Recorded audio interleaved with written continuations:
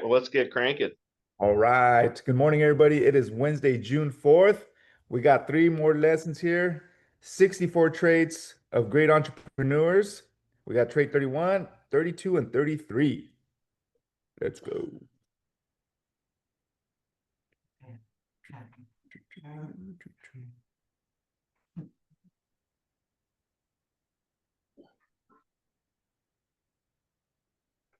Great salespeople never blame others. They never blame the economy. They never blame conditions for their performance. They might want to, but they know long ago they gave up on the blame game. They know that the blame game, blaming is just something that you do in order to become a slave.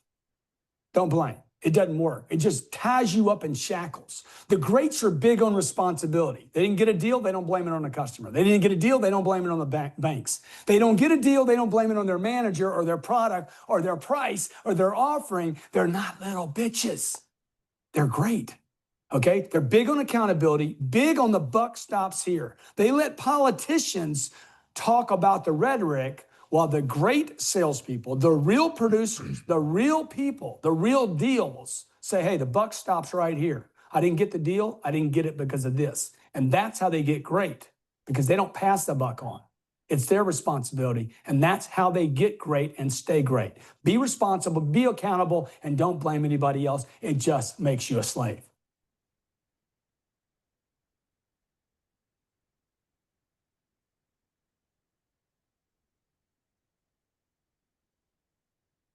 Great salespeople are obsessed with building clientele. Look, they're building a business one customer at a time, but they're not building it for the one customer. Look, that's why you're missing motivation. The greats are motivated because they're building a big business. I was talking yesterday to a friend of mine.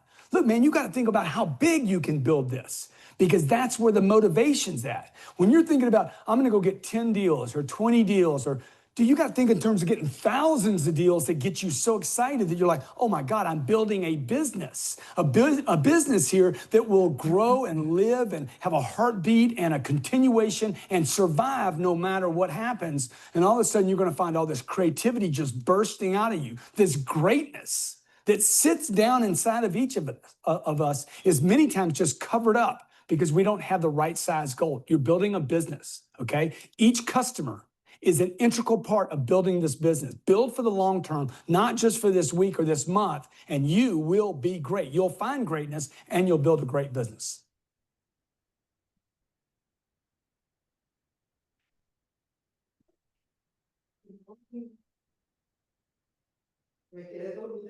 Great salespeople are inspired by failure. I know that's whacked, right? I hate failure. Who doesn't? But they've somehow twisted this thing. They're encouraged by it. They're fueled by it.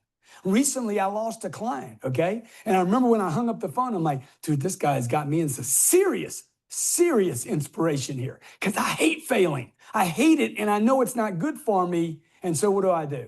I go back to preparing. I go back to being interested. I go back to pushing to that necessity level where I'm like, I refuse to lose another client like this. I refuse to make that mistake again.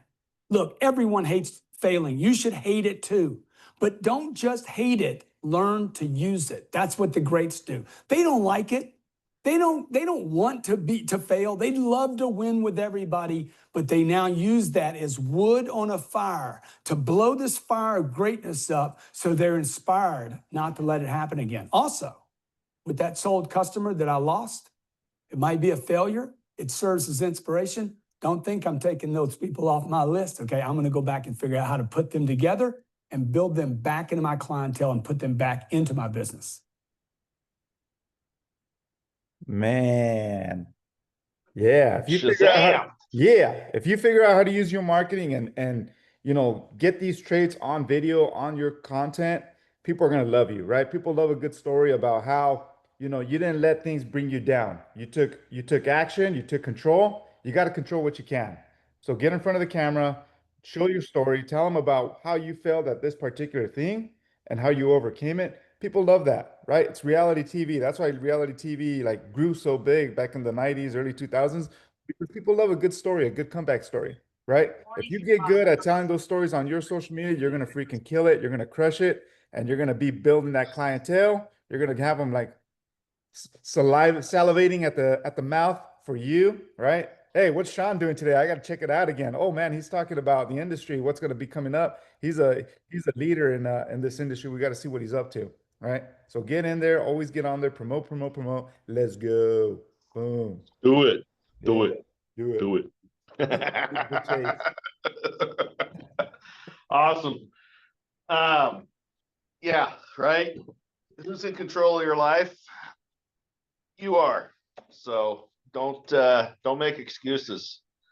Nobody needs a gold medal in the excuse Olympics. Doesn't get you anywhere. So get in there, get tight, know your product, know your worth, know your value, and never stop talking about how great it is.